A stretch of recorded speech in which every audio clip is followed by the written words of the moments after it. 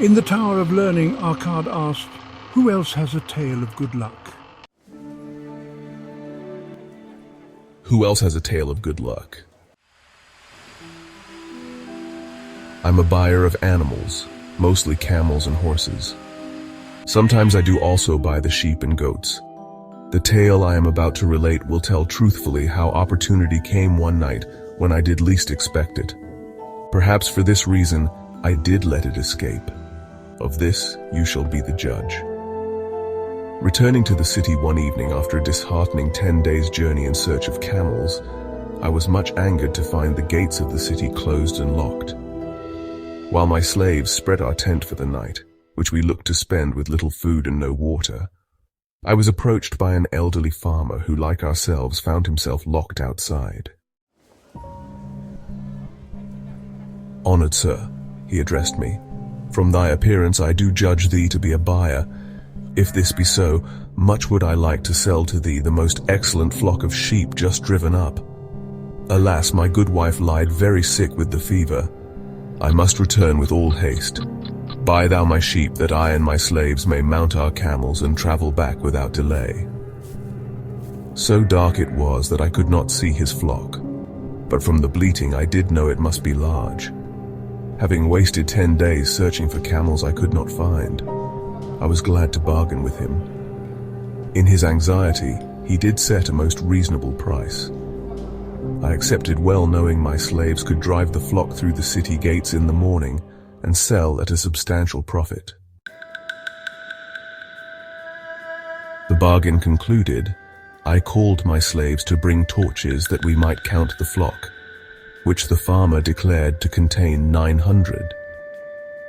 I shall not burden you, my friends, with a description of our difficulty in attempting to count so many thirsty, restless, milling sheep. It proved to be an impossible task. Therefore, I bluntly informed the farmer I would count them at the daylight and pay him then. "Please, most honorable sir," he pleaded, "pay me but 2/3 of the price tonight that I may be on my way. I will leave my most intelligent and educated slave to assist to make the count in the morning. He is trustworthy, and to him thou canst pay the balance." But I was stubborn and refused to make payment that night. Next morning before I awoke, the city gates opened, and 4 buyers rushed out in search of flocks.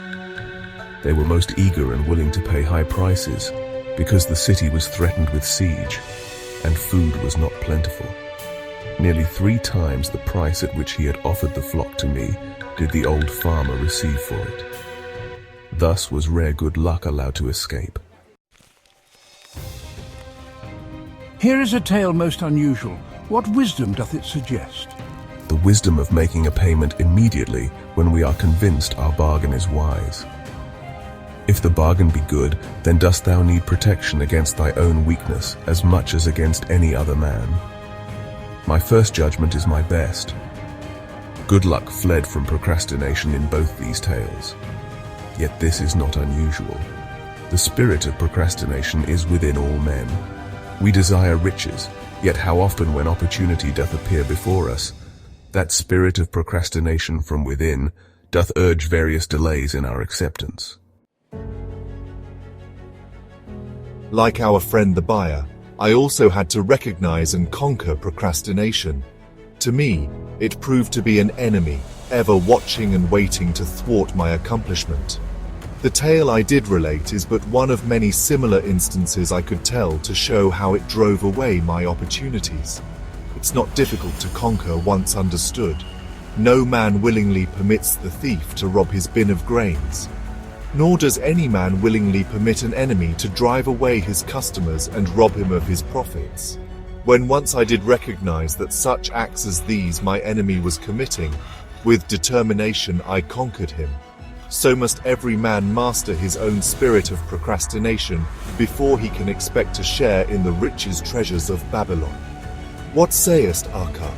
Because thou art the richest man in Babylon, many do proclaim thee to be the luckiest.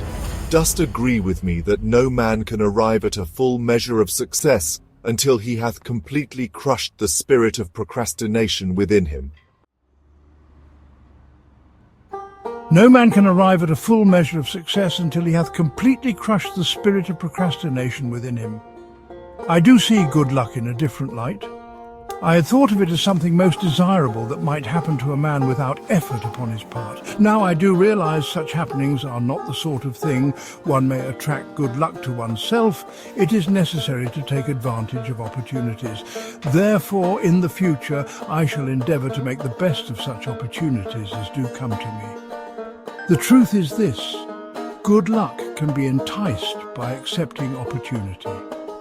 Those eager to grasp opportunities for their betterment do attract the interest of God, who is ever anxious to aid those who please him. Men of action please him best. Action will lead thee forward to the success thou dost desire. Men of action are favored by Almighty God.